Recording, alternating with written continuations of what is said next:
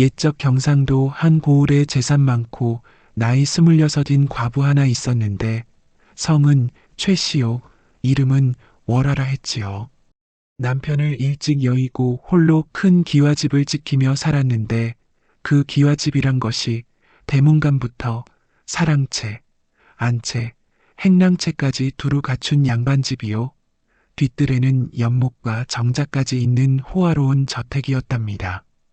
월하는 어려서부터 총명하기로 소문났고 글을 읽고 쓸 줄 알았으며 시문에도 조예가 깊었어요. 남편이 사업차 한양에 올라갔다가 돌림병으로 세상을 떠난 지 벌써 3년이 지났지만 아직 젊고 아름다운 그녀에게 혼담이 끊이지 않았지요. 하지만 월하는 모든 청혼을 거절하며 홀로 지내기를 고집했어요. 그녀의 유일한 낙은 5일장마다 희귀한 물건을 찾아 사들이는 것이었지요.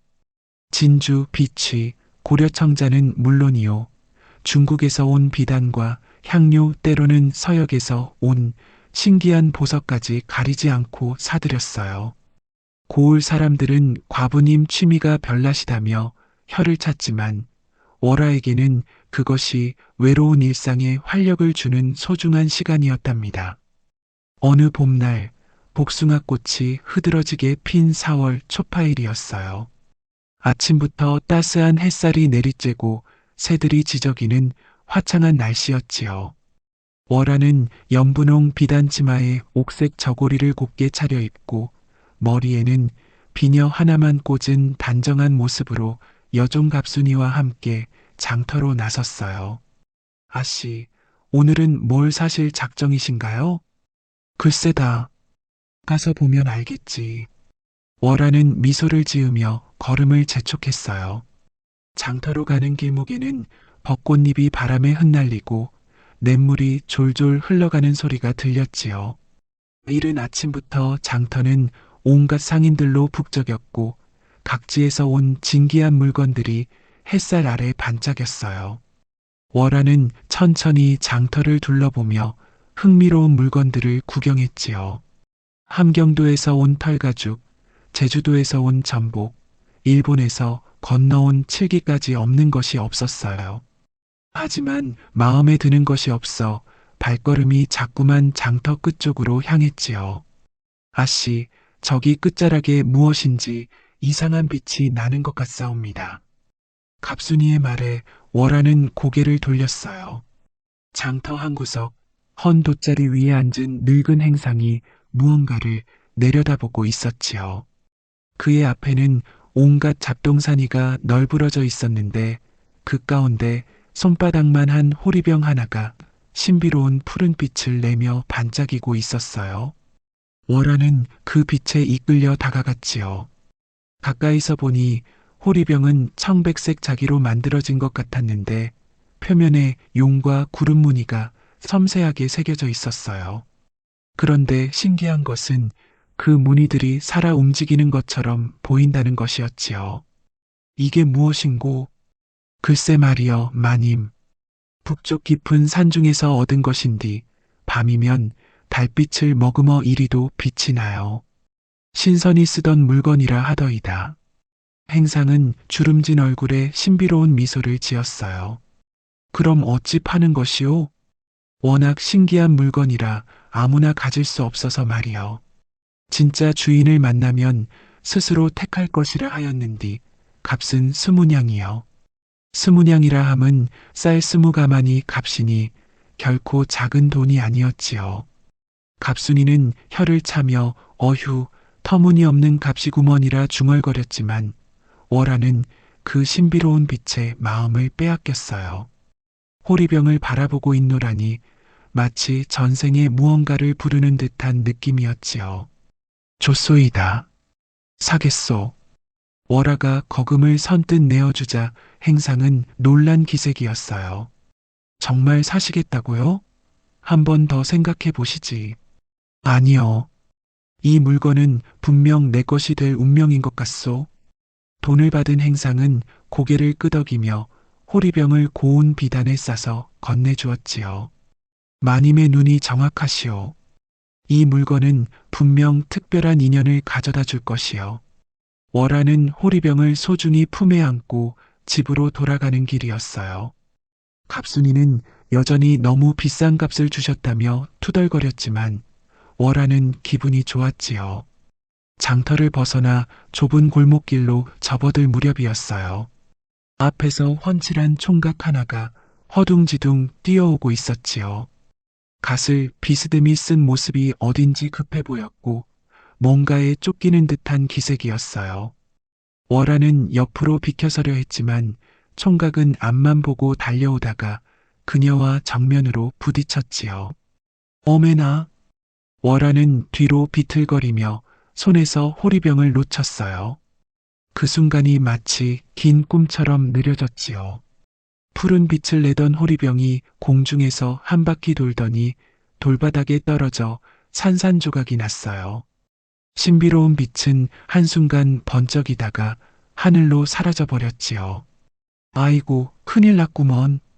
총각은 황급히 땅에 엎드려 조각들을 주워 모으며 당황했어요. 키는 훤칠하고 어깨는 넓었으며 갓을 벗은 머리에서 검은 머리카락이 바람에 흩날렸지요. 얼굴은 달처럼 희고 눈썹은 검었는데 무엇보다 그 눈빛이 맑고 순수해 보였어요. 옷차림은 남루했지만 몸가짐이 예사롭지 않았지요. 월화는 처음에는 화가 났지만 총각의 그 순진하고 당황한 모습을 보니 마음이 누그러졌어요. 오히려 총각이 더 안쓰러워 보였지요. 이를 어쩌면 좋겠소? 20냥이나 주고 산 것을. 20냥이라고요? 총각의 얼굴이 창백해졌어요. 그는 몇 번이고 머리를 조아리며 사죄했지요. 소인이 반드시 갚겠사옵니다. 목숨을 걸고라도 말이요. 소인에게는 돈이 없지만 몸으로라도 갚겠습니다. 당신이 뭘 하는 사람인지도 모르는데 어찌 믿겠소? 혹시나 해서 묻는데 집안은 어떻게 되고? 총각은 잠시 머뭇거리더니 대답했어요. 소인은 떠돌이입니다. 부모도 없고 의지할 곳도 없어서 이 고을 저 고을 떠돌며 살고 있습니다. 그때 갑순이가 나섰지요. 아씨, 차라리 이 총각을 머슴으로 부려서 빚을 갚게 하는 것이 어떠하옵니까? 요즘 일손도 부족하고 품삯도 아낄 수 있을 것 같은데 말이요. 월화는 총각을 찬찬히 훑어보았어요. 옷차림은 남루했지만 몸가짐이 예사롭지 않았고 말투도 정중했지요. 무엇보다 그 맑은 눈빛이 마음을 움직였어요. 거짓말을 할 줄 모르는 순진한 눈이었지요. 그러면 20날 동안 우리 집에서 머슴살이를 하면 빚을 없던 일로 하겠소? 정말이옵니까? 고맙습니다, 마님. 총각은 땅에 머리를 조아렸어요. 그 순간 월화의 가슴 속에서 알 수 없는 두근거림이 일었지요. 운명의 실이 그들을 엮기 시작한 것이었어요. 그런데 이름이 무엇이오? 소인의 이름은 강산이라 하옵니다. 강산, 좋은 이름이로구나. 그럼 오늘부터 우리 집에서 지내거라. 이렇게 해서 강산이라는 총각이 월화의 집에 머물게 되었어요. 그런데 이 인연이 훗날 어떤 놀라운 일로 이어질지는 그 누구도 알 수 없었지요. 이튿날부터 강산은 집안일을 거들기 시작했어요. 그런데 이게 웬일인지 하는 일마다 엉성하기 그지없었지요. 야, 총각아, 마당이나 좀 깨끗이 쓸어라. 갑순이의 지시에 강산은 비를 들고 나섰지만 한쪽을 쓸면 다른 쪽이 더러워지고 바람이 불면 쓸어놓은 낙엽들이 다시 흩어졌어요. 1시간을 씨름해도 처음과 다를 바 없었지요. 아이고, 답답해서 못 보겠네. 갑순이가 나서자 강산은 멋쩍게 웃으며 머리를 긁었어요. 미안하오.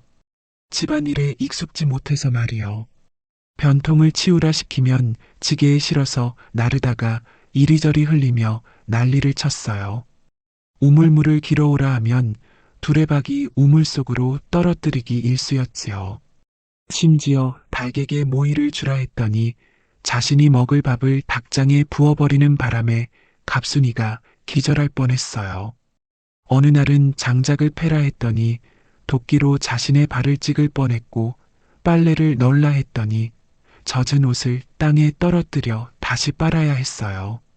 물동이를 나르다가 넘어져서 물을 다 쏟기도 하고, 밭에 김을 매러 갔다가 참외 싹을 잡초인 줄 알고 뽑아버리기도 했지요. 그런데 강산에게는 묘한 매력이 있었어요. 일은 서툴렀지만 마음씨만큼은 따뜻했지요.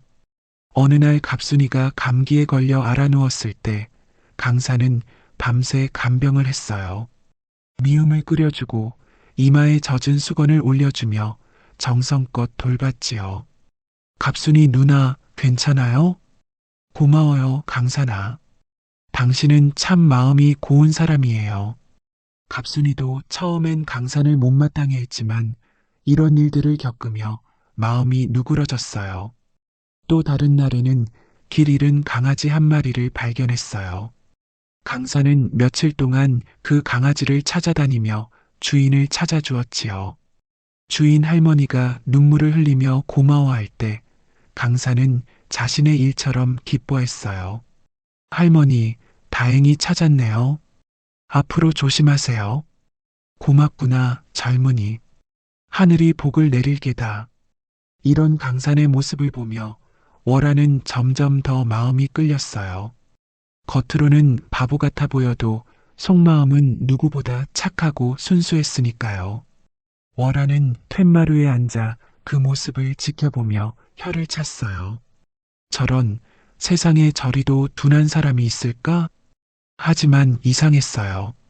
화가 나기는커녕 묘한 미소가 입가에 맴돌았지요. 강산의 서투른 모습이 어린아이 같아서 귀여웠던 것이에요. 강산아, 참외밭이나 좀 보러 가거라. 새들이 쪼아 먹는지 살펴보고. 알겠사옵니다. 강산은 의기양양하게 참외밭으로 향했어요. 그런데 한나절이 지나도 돌아오지 않아 월화가 직접 나가보니 강산은 참외밭 한가운데 앉아서 개미들이 줄지어 이사하는 모습을 넋 놓고 바라보고 있었어요. 뭘 하고 있는 거요? 아, 마님, 이 개미들이 참 신기해서 말이요. 저리도 작은 몸으로 저보다 큰 것들을 나르고 정말 부지런하지 않습니까? 저도 저렇게 부지런해지고 싶어서 구경하고 있었어요. 월화는 어이가 없어 말문이 막혔어요. 개미 구경하라고 보낸 것이 아니라 참외를 살피라고 했는데.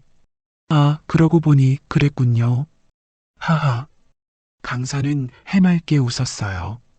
그 웃음이 어찌나 순진하고 밝은지 월화는 화를 낼 수가 없었지요. 어느 저녁 월화는 강산이 혼자 마당에서 하늘을 바라보는 모습을 보았어요. 그의 옆모습이 달빛에 비쳐 마치 그림 같았지요. 무슨 생각을 하고 있어요? 아, 마님, 별을 보고 있었어요. 별을? 네, 어머니가 돌아가시기 전에 말씀하셨거든요. 하늘의 별들은 모두 우리를 지켜보는 조상들이라고요. 강산의 목소리에 그리움이 배어 있었어요. 월화는 그런 그가 더욱 안쓰러워 보였지요. 부모님을 일찍 여의셨군요. 네, 전란 때 돌아가셨어요. 저는 운 좋게 살아남았지만 강산의 눈가에 슬픔이 어렸어요. 월화는 그런 그를 위로해주고 싶었지요. 이제는 외롭지 않아요. 우리가 있잖아요. 그 말에 강산이 고개를 돌려 월화를 바라보았어요. 달빛 아래 두 사람의 시선이 마주쳤지요. 그 순간 말로 표현할 수 없는 감정이 두 사람 사이를 흘렀어요. 한편 강산도 몰래 월화를 지켜보곤 했어요. 그녀가 마루에서 바느질을 할 때의 우아한 모습, 정원에서 꽃에 물을 주는 자상한 모습, 갑순이와 정겹게 이야기를 나누는 따뜻한 모습들이 그의 마음을 설레게 했지요. 참 고운 분이시다. 강산은 혼자 중얼거렸어요. 처음에는 단순히 고마운 마음이었는데 어느새 다른 감정이 싹트고 있었던 것이에요. 어느 날 밤 비가 내렸어요. 강산의 헛간에 비가 새어 들어오자 월화는 그를 안채로 불렀지요. 오늘 밤은 여기서 주무세요. 안 됩니다, 마님. 어찌 감히. 괜찮아요. 사랑채 마루에서 주무시면 되니까요. 월화는 강산을 위해 깨끗한 이불을 가져다 주었어요. 그리고 따뜻한 차까지 끓여 주었지요. 고맙습니다, 마님. 별 말씀을요. 당연한 일이에요. 그날 밤 두 사람은 같은 지붕 아래서 잠을 잤어요. 비바람 소리가 들리는 가운데 서로의 존재를 느끼며 묘한 설렘을 느꼈지요. 저녁 무렵 갑순이가 투덜거렸어요. 아씨, 저 강산 때문에 일이 더 늘었어요. 차라리 혼자 하는 게 낫겠습니다. 그래도 20알이라 약속했으니 어찌 저리도 바보 같은 사람이 있는지 모르겠어요. 그런데 이상하게도 밉지가 않네요. 얼굴이 순해서 그런가. 월화도 같은 생각이었어요. 강산의 허술함이 오히려 마음을 끌었지요. 잘생긴 얼굴과 넓은 어깨, 그리고 해맑은 미소가 자꾸만 눈에 아른거렸어요.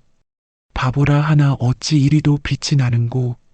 밤이 되면 월화는 창가에 앉아 달을 바라보며 강산 생각에 잠겼어요.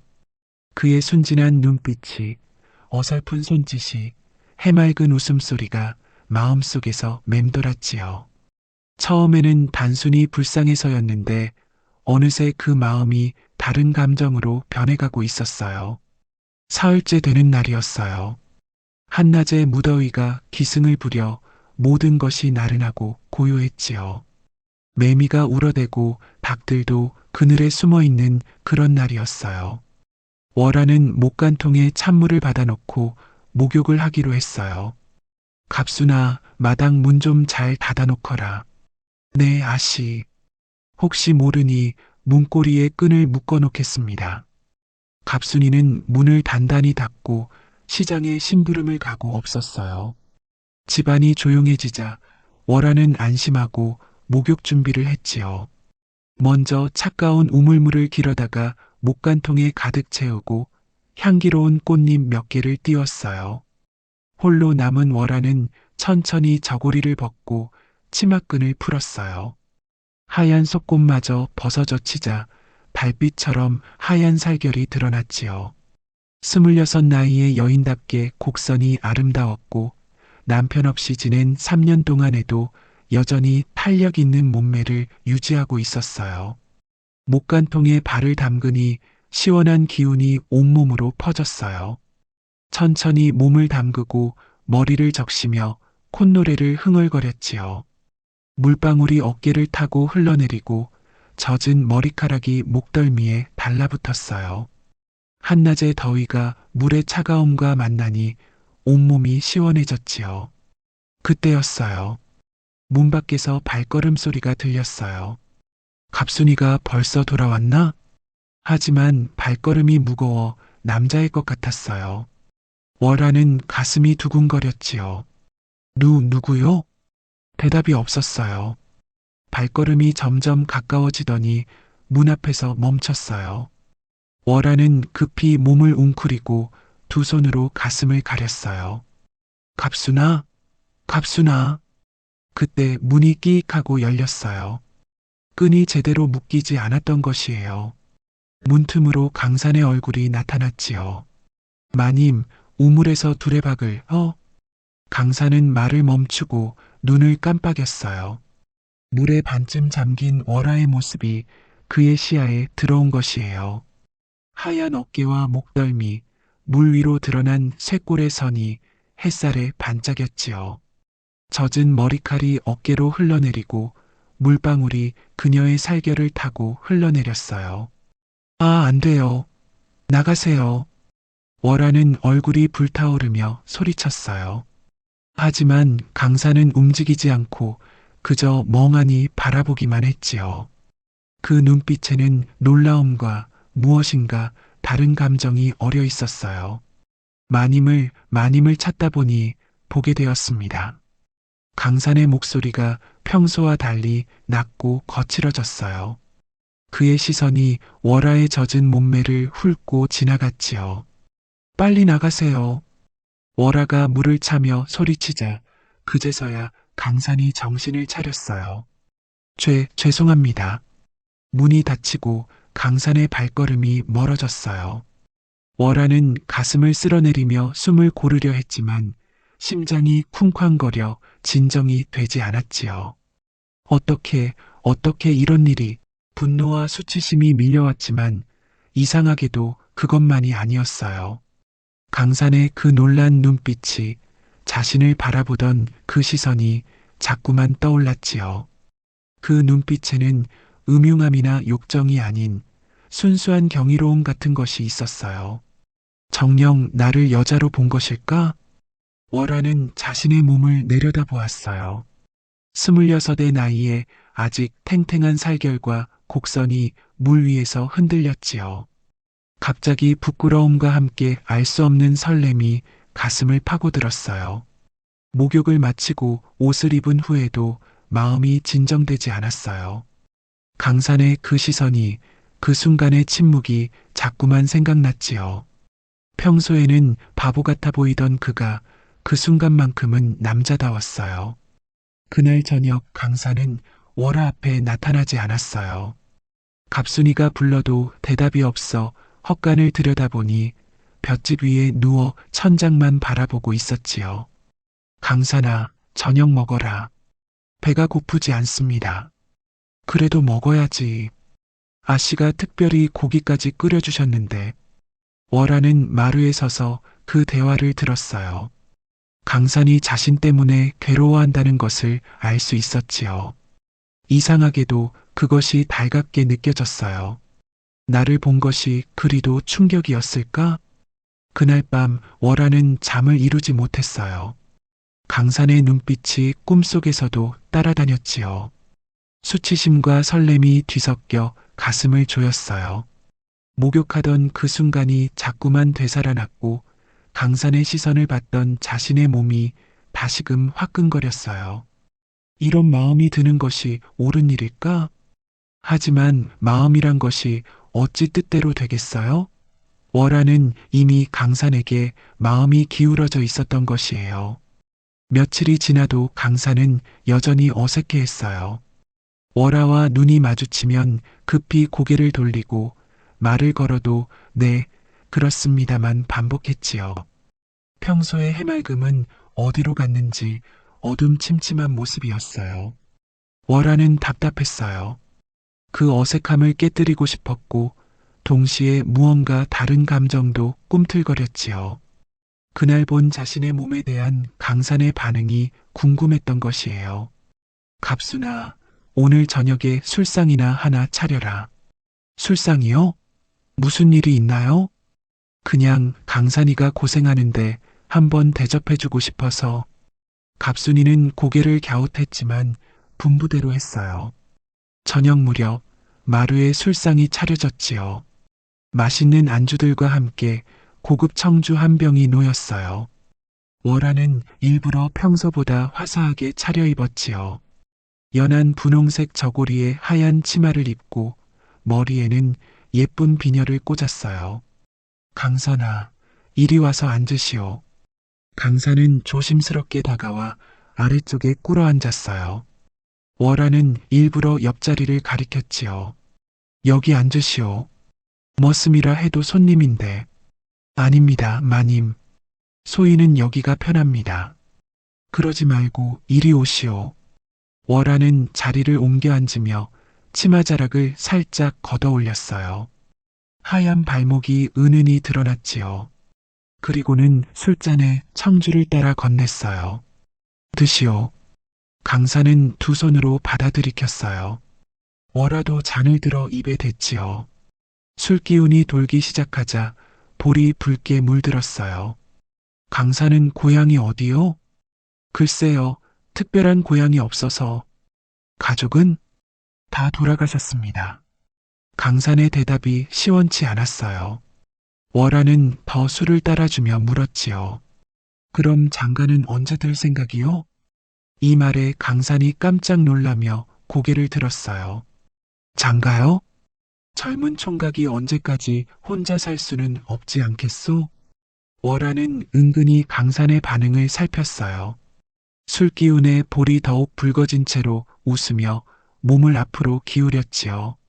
저고리 깃이 살짝 벌어져 하얀 목선이 드러났어요. 소인 같은 놈을 누가 받아주겠습니까? 무슨 소리요? 잘생기고 힘도 좋은데.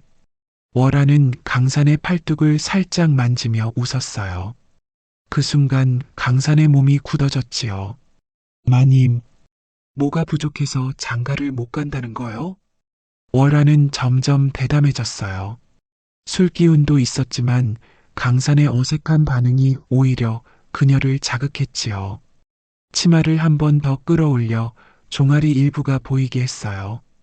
돈이 없어서 변변한 집도 없고 그런 건 중요하지 않아요. 마음만 있으면 되는 거지. 월화는 강산 쪽으로 몸을 더 기울였어요. 은은한 향기가 풍겼고 저고리 사이로 하얀 살결이 살짝 보였지요.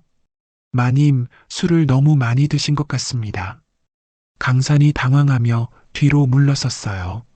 하지만 월화는 포기하지 않았지요. 아니에요. 이 정도는 아무것도 아니에요. 월화는 다시 술잔을 들어 마셨어요. 그리고는 강산의 손을 잡으려 했지요. 강산아, 나를 봐요. 그때 강산이 벌떡 일어섰어요. 마님, 저는 이만 들어가겠습니다. 어디 가요? 아직 이른데. 하지만 강산은 도망치듯 사라져버렸어요. 혼자 남은 월화는 허탈함과 함께 묘한 오기가 생겼지요. 어찌 나를 보지 않는가? 그날 밤 월화는 더욱 술을 마셨어요. 질투와 애욕이 한데 얽히니 마음이 복잡했지요. 자신의 매력을 알아보지 못하는 강산이 원망스럽기도 하고 동시에 그런 순진함이 더욱 마음을 끌었어요. 다음 날 아침 강산은 평소보다 더 일찍 일어나 멀리 밭으로 나가버렸어요. 월화와 마주치기를 피하는 것 같았지요. 월화는 그런 강산을 보며 속이 탔어요. 내가 너무 노골적이었나? 하지만 후회보다는 더욱 강한 마음이 생겼어요. 강산을 향한 마음이 점점 커져가고 있었던 것이에요. 그런 가운데 갑순이가 눈치를 챘어요. 아씨, 혹시 강산이한테 무슨 소리야? 아니에요. 그냥 요즘 좀 이상해 보여서요. 갑순이는 더 이상 묻지 않았지만 월화는 자신의 마음이 들킨 것 같아 부끄러웠어요. 그날 저녁 월화는 다른 방법을 생각해냈어요. 강산을 직접 유혹하는 대신 자연스럽게 가까워질 기회를 만들기로 한 것이에요. 강산아, 내일부터 내 책을 정리하는 일을 도와주겠어? 책을요? 네, 사랑채에 있는 책들이 너무 많아서 정리가 필요해요. 당신은 글을 아니까 도와줄 수 있을 거예요. 이것은 핑계였어요. 실제로는 강산과 함께 있는 시간을 늘리고 싶었던 것이지요.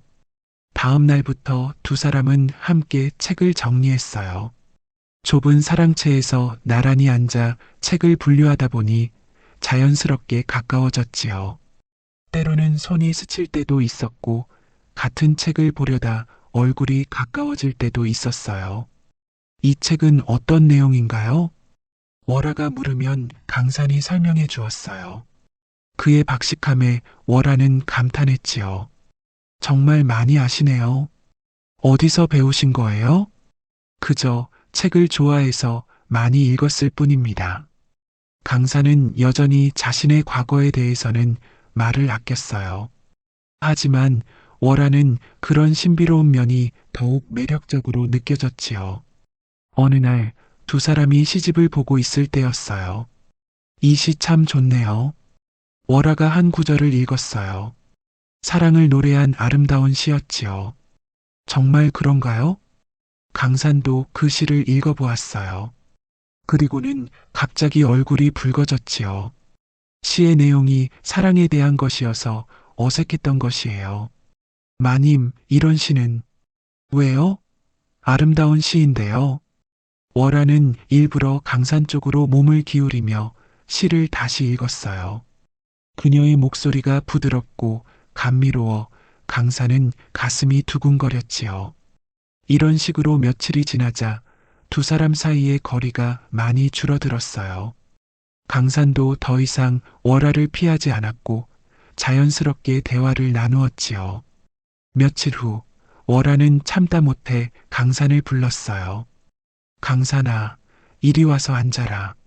강산은 조심스럽게 다가왔지만 여전히 거리를 두고 앉았어요. 도대체 할 줄 아는 게 무엇이오? 월화의 타박스러운 말에 강산은 고개를 숙였어요. 송구스럽습니다, 마님. 집안일도 서툴고 밭일도 서툴고 그럼 대체 뭘 할 줄 아는 거요? 그때 강산이 조용히 입을 열었어요. 소희는 글을 좀 압니다. 글? 네, 그리고 그림도 조금. 월화는 흥미가 생겼어요. 그럼 한번 보여보시오. 강산은 잠시 머뭇거리더니 일어나서 사랑채로 갔어요. 곧 문방사호를 가져왔지요. 먼지 하나 없이 깨끗한 붓과 벼루, 그리고 고급 화선지였어요. 강산은 조용히 먹을 갈기 시작했어요. 그 손놀림이 예사롭지 않았지요. 먹을 갈고 붓을 들어 종이 위에 대는 순간 그의 분위기가 완전히 달라졌어요. 붓끝이 종이 위를 흘러가자 매화가 피어났어요. 까지 하나하나가 살아있는 듯했고 꽃잎 하나하나에 생명이 깃들어 있었지요. 이어서 난초가 그려졌는데 그 우아한 자태가 바람에 흔들리는 것 같았어요. 월화는 숨을 죽이고 바라보았어요.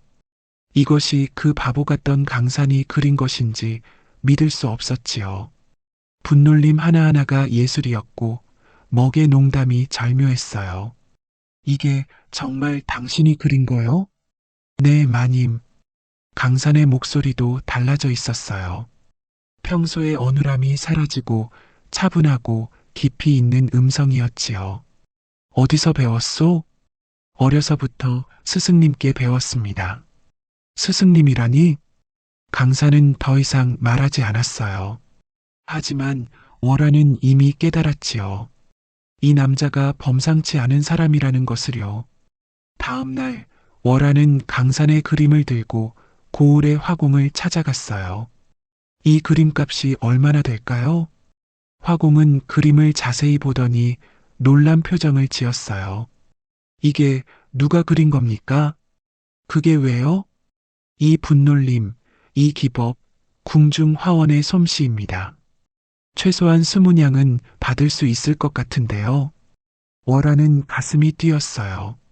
20냥이라니 호리병값과 똑같았지요. 하지만 동시에 의문이 생겼어요. 궁중 화원의 솜씨라니 강산이 대체 누구일까요? 집으로 돌아온 월화는 강산을 다시 보는 눈이 달라졌어요. 그림을 그릴 때의 그 우아한 자세, 붓을 잡는 그 세련된 손놀림이 자꾸만 생각났지요. 강산아. 네, 마님. 당신 그림이 20냥은 받을 만하다 하더군요. 강산의 얼굴에 놀람이 스쳤어요. 그럼 이제 가야겠군요. 왜요? 벌써 며칠 안 됐는데. 빚을 다 갚았으니. 아니에요. 월화는 급히 말을 막았어요. 강산이 떠날까 두려웠던 것이에요. 그림은 팔지 않겠어요. 너무 아까워서요. 그럼 대신 다른 일을 해주세요. 제 어깨가 아픈데 매일 주물러 주시면 안 될까요? 이것은 핑계였어요. 실은 강산을 곁에 두고 싶었던 것이지요. 알겠습니다, 마님. 이렇게 해서 강산은 계속 월화의 집에 머물게 되었어요. 매일 저녁이면 월화의 어깨를 주물러 주었는데 그 손길이 어찌나 부드럽고 따뜻한지 월화는 몰래 가슴이 두근거렸지요. 강산의 손이 어깨를 만질 때마다 전율이 온몸을 흘렸어요. 그의 체온이, 그의 숨결이 가까이 느껴졌지요. 월화는 그 시간이 영원히 계속되었으면 좋겠다고 생각했어요. 마님, 이 정도면 될까요? 아니에요. 조금 더. 월화는 일부러 시간을 늘렸어요. 강산과 함께 있는 시간이 그녀에게는 가장 행복한 순간이었으니까요. 어느 날 월화와 강산이 장터에 나갔을 때의 일이었어요. 한 여인이 사내들에게 둘러싸여 울고 있었지요. 돈을 갚아라. 언제까지 미룰 셈이냐? 제발 조금만 더 기다려주세요. 곧 갚겠습니다. 그런 소리 듣기 지겹다. 사내들 중 하나가 여인을 밀쳤어요. 여인은 땅에 넘어지며 울음을 터뜨렸지요. 그때 강산이 앞으로 나섰어요. 그만두시오. 뭐야, 이놈은? 사내들이 강산을 노려보았어요. 하지만 강산은 물러서지 않았지요. 여인을 괴롭히는 것은 옳지 않소. 웃기는 소리 하네. 너 같은 거지가 무슨. 사내가 주먹을 들어 강산을 치려 할 때였어요. 갑자기 검은 갓을 쓴 무사들이 바람처럼 나타났지요. 감히 누구를 건드리려 하느냐. 무사들의 칼이 번쩍였어요. 악한 사내들은 혼비백산하여 도망쳤지요. 그리고 무사들도 강산에게 고개를 숙인 후 사라져버렸어요. 월화는 깜짝 놀랐어요. 무사들이 강산을 보호하다니 이게 무슨 일일까요? 그 뒤로도 비슷한 일이 몇 번 더 있었어요. 강산이 공경에 처할 때마다 어디선가 무사들이 나타나 도와주었지요. 마치 그림자처럼 강산을 지키고 있는 것 같았어요. 월화는 점점 의심이 들었어요. 강산이 대체 누구이기에 무사들이 호위를 할까요? 그의 정체에 대한 궁금증이 커져갔지요. 어느 날 밤 월화는 강산이 사랑채에서 무언가를 하고 있는 것을 발견했어요. 가까이 가서 보니 달빛 아래에서 혼자 춤을 추고 있었지요. 그런데 그 춤이 예사롭지 않았어요. 마치 궁중 무용 같은 우아한 동작이었지요. 월화는 숨을 죽이고 지켜보았어요. 강산의 움직임 하나하나가 예술이었고 그의 자태가 마치 신성 같았지요. 평소의 어눌한 모습은 어디 가고 완전히 다른 사람 같았어요. 정말 누구일까? 월화의 의심은 점점 커져갔어요. 궁중 화원의 솜씨, 우아한 춤, 그리고 무사들의 호의까지 이 모든 것이 우연일 수는 없었지요. 다음 날 월화는 용기를 내어 물어보았어요. 강산아, 정말 떠돌이가 맞아요? 네. 왜 그런 말씀을? 아니에요. 그냥 궁금해서요. 강산은 잠시 당황하는 기색을 보였지만 곧 평상시의 모습으로 돌아왔어요. 그런 중에도 두 사람의 관계는 계속 발전했어요.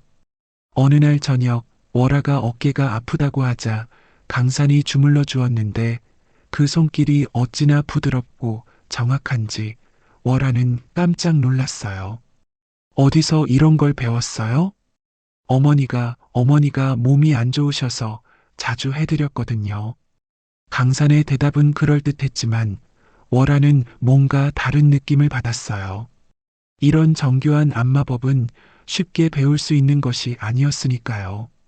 그날 밤 월화는 강산의 정체에 대해 곰곰 생각해 보았어요. 여러 가지 정황을 종합해 보니 평범한 떠돌이가 아닌 것은 분명했지요. 하지만 정확히 누구인지는 알 수 없었어요. 며칠 후 또 다른 사건이 일어났어요. 장터에서 한 아이가 물에 빠졌는데 강산이 뛰어들어 구해낸 것이에요. 그런데 그 헤엄치는 솜씨가 보통이 아니었지요. 마치 용같이 물속을 헤엄쳐 아이를 구해냈어요.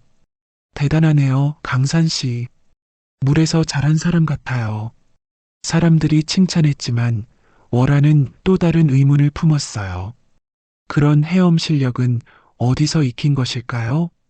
그날 밤 월화는 마침내 강산에게 직접 물어보기로 했어요.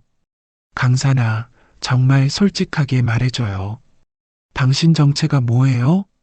마님, 무슨 말씀인지. 그림도 궁중 화원 수준이고 춤도 궁중 무용 같고 헤엄도 그렇게 잘 치고 보통 사람이 아니잖아요. 강사는 잠시 말이 없었어요. 그리고는 깊은 한숨을 쉬었지요. 마님, 저는 그냥 여러 가지를 배운 사람일 뿐입니다. 왜 계속 숨기려고 해요? 나를 믿지 못하는 거예요? 월아의 목소리에 서운함이 배어 있었어요. 강사는 그런 그녀를 보며 마음이 아팠지요. 그런 게 아닙니다. 다만 아직 때가 아니라서요. 때라니요? 언젠가는 모든 것을 말씀드릴 날이 올 겁니다.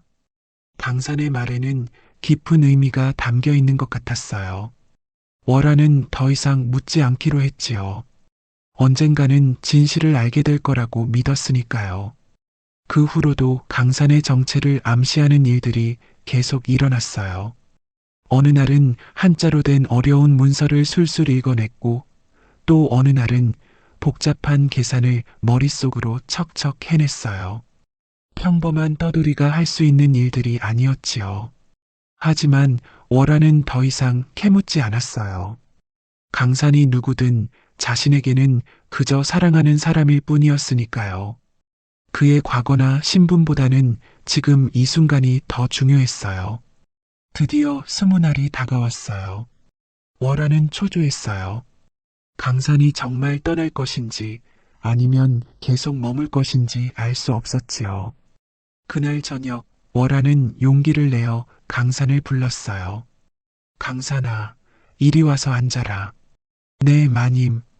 달빛이 마루를 비추고 있었어요. 월아는 떨리는 마음으로 입을 열었지요. 내일이면 20날이 다 되는구나. 네, 그렇습니다.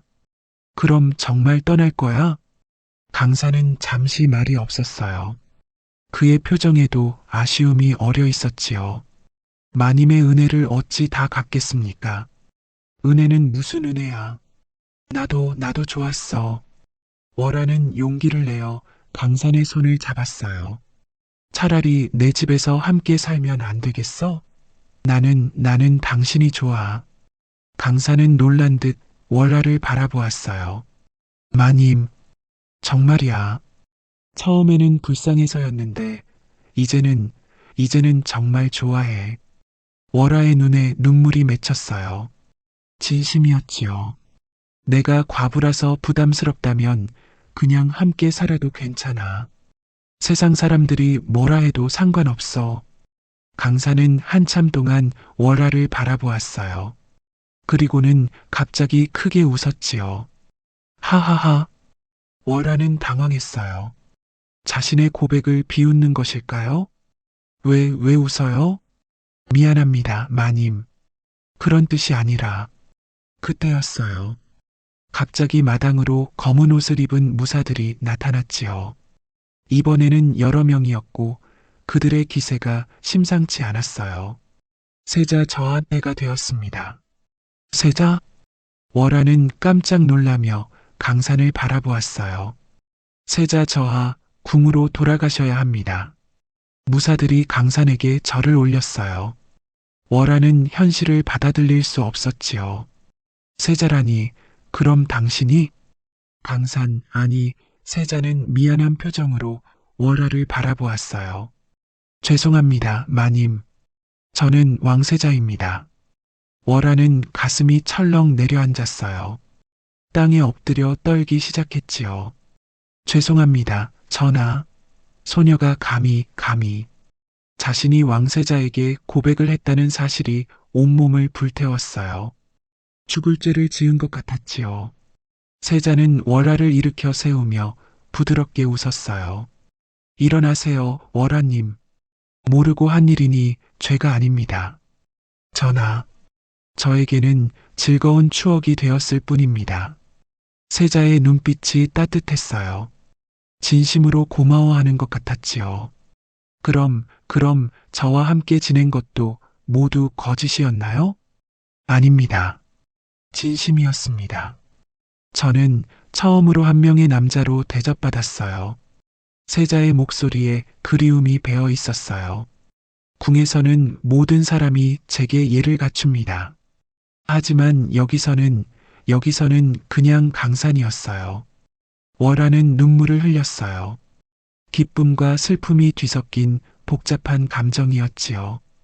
왜 속이셨어요? 민정을 살피기 위해 미행길에 나선 것이었습니다. 그런데 우연히 마님을 만나게 되어 세자는 호리병 조각들을 주머니에서 꺼냈어요. 이것들을 소중히 간직하고 있었습니다. 저에게는 소중한 추억이니까요. 전하, 앞으로 이 고을에 더 이상 악행은 일어나지 않을 것입니다. 제가 직접 확인했으니까요. 세자는 월하에게 깊이 고개를 숙였어요. 고마웠습니다, 월하님. 평생 잊지 않겠습니다. 저도 잊지 않겠습니다, 전하. 세자는 마지막으로 월하의 손을 잡았어요. 행복하게 사세요. 분명 좋은 분을 만나실 겁니다. 전하. 그리고 혹시나 해서 드리는 말씀인데 저희가 함께 보낸 시간은 비밀로 해주세요. 네, 전하. 세자는 무사들과 함께 바람처럼 사라져버렸어요. 마치 꿈처럼 호련히 나타났다가 호련히 사라진 것이지요. 홀로 남은 월하는 마루에 주저앉아 한참을 울었어요. 기쁨과 슬픔, 그리움과 아쉬움이 모두 뒤섞인 눈물이었지요. 며칠 후 고을에 소문이 돌았어요. 악한 관리들이 모두 쫓겨나고 새로운 현감이 부임했다는 소식이었지요. 그리고 세자의 행차가 있었다는 이야기도 들렸어요. 월하는 그 소식을 들으며 쓸쓸히 미소 지었어요. 강산이, 아니, 세자가 약속을 지킨 것이지요. 그날 밤 월하는 달빛 아래 앉아서 옛날을 생각했어요. 호리병이 깨진 그날부터 시작된 20날간의 꿈 같은 시간이었지요. 정녕 꿈결 같았구나. 월하는 혼자 중얼거렸어요. 하지만 후회는 없었어요. 비록 짧은 시간이었지만 진정한 사랑을 느꼈던 소중한 경험이었으니까요. 하늘에는 별들이 반짝이고 있었어요. 그 별빛이 마치 강산의 맑은 눈빛 같았지요. 월하는 그 별을 바라보며 생각했어요. 언젠가 다시 만날 수 있을까? 하지만 그것이 불가능하다는 것도 알고 있었어요. 세자와 평민인 자신 사이에는 뛰어넘을 수 없는 신분의 벽이 있었으니까요. 몇 년 후, 월하는 마침내 좋은 사람을 만나 재혼했어요. 남편은 착하고 성실한 상인이었지요. 행복한 삶이었지만 가끔 달밤이면 강산을 생각했어요. 그리고 훗날 세자가 왕이 되어 조선을 태평성대로 이끌었다는 소문을 들었을 때 월하는 가슴 한구석이 뿌듯했어요. 자신이 알던 그 순진하고 착한 강산이 훌륭한 임금이 되었다는 것이 자랑스러웠지요. 세월이 흘러 월하가 할머니가 되었을 때 손자들에게 옛날 이야기를 들려주곤 했어요. 할머니, 그래서 그 왕자님은 어떻게 되었어요? 왕자님은 훌륭한 왕이 되셔서 백성들을 잘 다스리셨단다. 그럼 할머니는? 할머니는 평생 그분을 잊지 않고 살았단다. 월하는 미소를 지으며 하늘을 올려다보았어요. 그곳에는 여전히 별들이 반짝이고 있었지요. 에필로그 영원한 기억. 이 이야기는 한때 진실로 있었던 일이라 전해져 내려와요. 호리병 하나가 맺어준 인연, 신분을 뛰어넘은 사랑, 그리고 아름다운 이별의 이야기지요. 사람들은 말해요. 진정한 사랑이란 가질 수 없기에 더욱 아름답다고. 월하와 강산의 사랑도 그러했어요.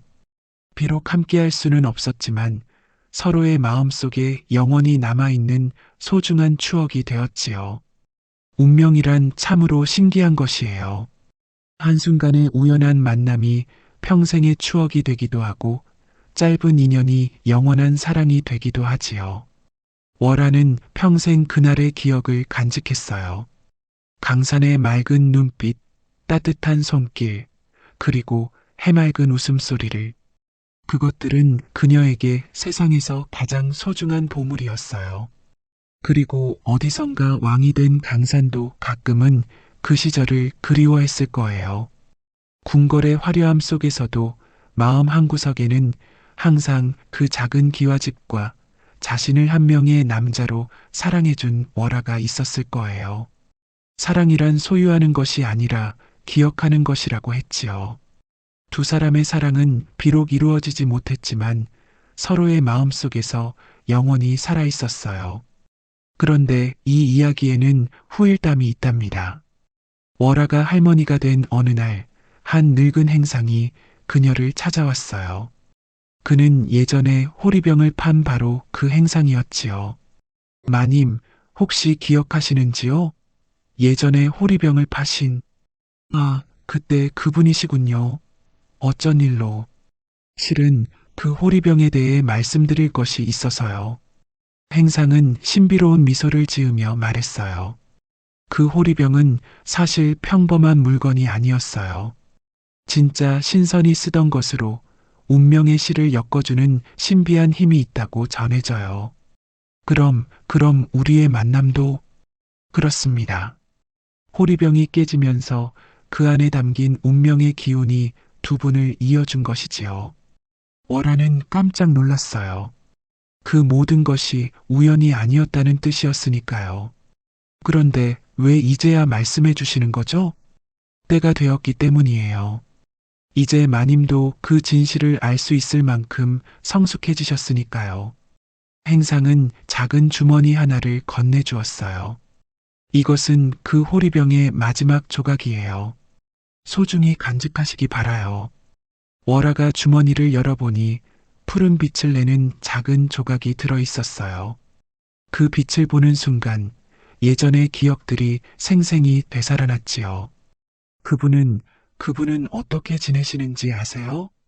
훌륭한 왕이 되어 백성들을 위해 애쓰고 계셔요. 그리고 가끔은 마님을 그리워하신다고 들었어요. 행상의 말에 월아의 눈가에 눈물이 맺혔어요. 그분도 나를 기억하고 계시는군요. 진정한 사랑은 절대 잊혀지지 않는 법이에요. 행상은 그 말을 마지막으로 사라져버렸어요. 마치 신선처럼 홀연히 나타났다가 홀연히 사라진 것이지요. 그날 밤 월아는 그 조각을 들고 하늘을 바라보았어요. 별들이 반짝이고 달이 밝게 빛나고 있었지요. 그리고 어디선가 바람에 실려온 듯한 향기가 코끝을 스쳤어요. 마치 강산의 체온 같은 따뜻한 향기였지요. 아직도 연결되어 있는 걸까? 월아는 혼자 중얼거렸어요. 그리고 그 조각을 가슴에 품고 평생 간직했답니다. 세월이 더 흘러 월아가 세상을 떠날 때 그 조각은 신기하게도 하늘로 날아올라 별이 되었다고 해요. 그리고 그 별은 지금도 밤하늘에서 반짝이며 세상의 모든 사랑하는 이들을 지켜보고 있다고 해요. 사람들은 그 별을 사랑별이라고 부르며 사랑에 빠진 연인들이 그 별을 보며 소원을 빌면 이루어진다고 믿고 있어요. 그리고 그 별빛 아래에서는 신분의 차이도 시간의 간격도 모두 사라진다고 해요. 이렇게 해서 달빛 아래 호리병의 이야기는 끝이 나요. 하지만 사실 이것은 끝이 아니라 새로운 시작이기도 해요. 월아와 강산의 사랑은 비록 현실에서는 이루어지지 못했지만 그들의 마음 속에서 그리고 후의 사람들의 기억 속에서 영원히 살아있으니까요. 이 이야기를 들려주는 이유는 단순히 옛날 이야기를 전하기 위해서가 아니에요. 오늘을 사는 우리들에게도 깊은 의미를 전해주기 위해서예요. 첫째, 진정한 사랑의 힘에 대해서예요. 월아와 강산의 사랑은 신분의 차이를 뛰어넘었어요. 왕세자와 평민이라는 하늘과 땅만큼 다른 신분이었지만 사랑 앞에서는 그저 한 남자와 한 여자였을 뿐이지요. 이것이 사랑의 위대함이에요. 사랑은 모든 경계를 허물고 모든 차이를 뛰어넘는 힘이 있어요. 둘째, 순간의 소중함이에요. 그들이 함께 보낸 시간은 겨우 20날이었어요. 하지만 그 짧은 시간이 두 사람에게는 평생의 보물이 되었지요. 우리 인생에서도 이런 소중한 순간들이 있어요. 길지 않더라도 진심으로 사랑하고 진심으로 행복했던 그런 순간들 말이에요. 셋째, 아름다운 포기에 대해서예요. 월화와 강산은 서로를 사랑했지만 함께할 수 없다는 것을 알았어요. 그래서 아름답게 헤어졌지요. 때로는 붙잡는 것보다 놓아주는 것이 더 큰 사랑일 수 있어요. 상대방의 행복을 위해 자신의 욕심을 내려놓는 것, 그것이 진정한 사랑이 아닐까요? 넷째, 기억의 힘이에요. 두 사람은 헤어졌지만 서로를 잊지 않았어요. 그 기억이 그들에게 힘이 되었고 삶의 위안이 되었지요. 우리도 살아가면서 소중한 사람들과 헤어질 때가 있어요. 하지만 그 사람들에 대한 기억은 우리 마음속에 영원히 남아있답니다. 다섯째, 운명에 대한 믿음이에요. 호리병이 깨진 것도 두 사람이 만난 것도 모두 운명이었어요. 우리 인생에도 이런 운명적인 만남들이 있지요. 그 만남들을 소중히 여기고 감사하는 마음을 가져야 해요. 여섯째, 희망의 메시지예요. 비록 이 세상에서는 함께할 수 없었지만 하늘의 별이 되어 영원히 함께한다는 것은 희망의 메시지예요. 사랑하는 사람을 잃었을 때 그들이 완전히 사라진 것이 아니라 다른 형태로 우리 곁에 있다고 믿는 것은 큰 위안이 되지요. 이 이야기는 또한 조선시대의 문화와 정서를 보여주기도 해요. 엄격한 신분제 사회에서도 사랑은 존재했고 그 사랑의 아름다움은 시대를 뛰어넘어 전해져 내려오고 있어요. 월화의 당당함과 강산의 순수함은 그 시대 사람들의 마음을 보여주는 거울이기도 하지요. 그리고 무엇보다 이 이야기는 우리에게 사랑의 용기를 줘요. 월화처럼 먼저 마음을 표현하는 용기, 강산처럼 상대방을 위해 물러서는 용기, 그리고 두 사람 모두처럼 아름답게 기억하고 그리워하는 용기 말이에요. 마지막으로 이 이야기는 현실과 이상의 조화에 대해서도 말해줘요. 두 사람은 현실적으로는 함께할 수 없었지만 이상적으로는 영원히 함께하고 있어요. 우리 인생도 그래요. 현실의 한계를 인정하면서도 이상을 포기하지 않는 것, 그것이 인간다운 삶이 아닐까요? 오늘날에도 월화와 강산 같은 사랑을 하는 사람들이 있을 거예요. 신분의 차이 대신 다른 장벽들이 있을 수도 있고 호리병 대신 다른 인연의 고리가 있을 수도 있지요. 하지만 본질은 같아요. 진심으로 사랑하고 서로를 위해 희생하고 아름답게 기억하는 것. 그러니까 이 이야기를 듣는 모든 분들이 자신만의 호리병을 찾으시기 바라요. 그리고 그 호리병이 깨지더라도 실망하지 마세요. 그것이 새로운 인연의 시작일 수도 있으니까요. 월화와 강산처럼 용기 있게 사랑하고 아름답게 기억하는 그런 사랑을 하시기 바라요. 사랑은 소유하는 것이 아니라 나누는 것이고 영원히 간직하는 것이라는 이 이야기의 메시지가 여러분의 마음에 작은 씨앗이 되어 아름다운 사랑의 꽃을 피우기를 바라요. 그리고 밤하늘의 별을 볼 때마다 월화와 강산의 이야기를 기억해 주세요.